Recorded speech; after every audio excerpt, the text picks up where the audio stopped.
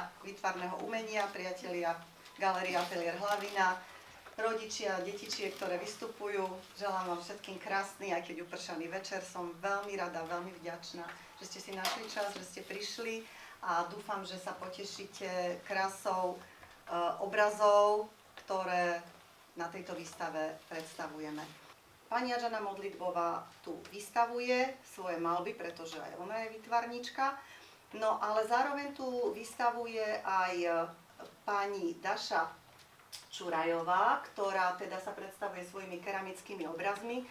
A s podujatím Naiva Art Bratislava je spojená tak, že je autorkou sošiek, ktoré sa venujú umelcom, ktorí na tej výstave zvíťazia, ktorí sú ocenení, tak tvorí pre ne tie sošky. Tretím umelcom, ktorého diela tu predstavujeme, je pán Daniel Benkič, ktorý sa tento rok, dobre hovorím, prvýkrát zúčastnil Naiva Art Bratislava. Na tejto prehliadke tento rok získal cenu galérie.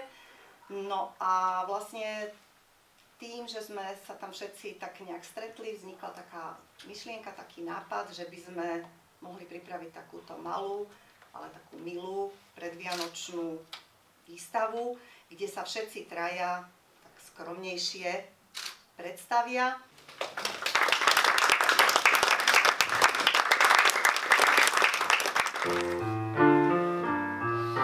Keď zašípe dospelý, to už stojí za to. Vyletia von z postelí, kričia, je to vato. Keď sa niekto pomýli, tak sa kamaráti.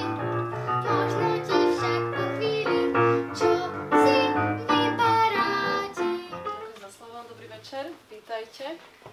Ja by som v prvom rade chcela poďakovať pani Žakovej za túto úžasnú výstavu.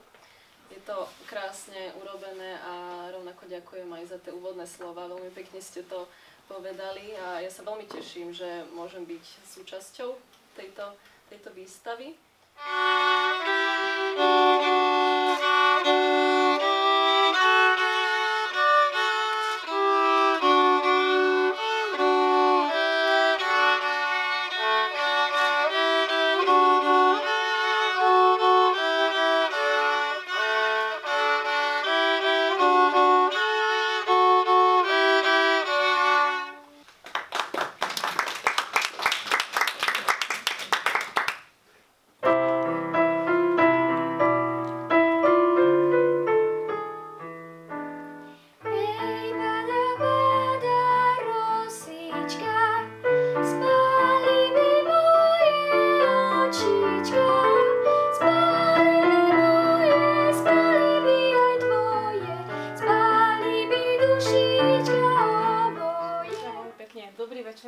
Ja by som tiež chcela poďakovať pani Žákovej, že mi vstúpila do života, že sa mi to stalo tiež vďaka tomu tej medzinárodnej výstave naivného umenia. Sme sa spoznali cez jedného výtvarníka, s ktorým sme mali práve tú výstavu spoločne pred 2 rokmi s pánom Glozikom. A ona naozaj vždy to dokáže tak dať dokopy. Vždy dokáže nájsť tie vhodné slova. A ja teda to, čo možno, že ona povedala naozaj všetko a to, čo možno, že nepovedala, tak to by som ja rada povedala, že sa podieľa v rámci tej našej výstavy ako porodkyňa pri určovaní a rozhodovaní hlavnej ceny, ktorú vlastne udeľujeme.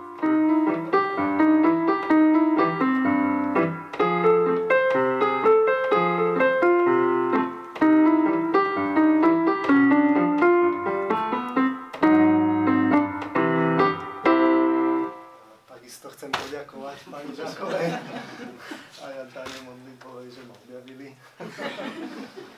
A dúfam, že sa vám bude výstava páčiť. Snažím sa do tých obrázkov dávať také nejaké ľudské teplo, aby z toho človek mal radosť. Takže vám prajem príjemný zážitok.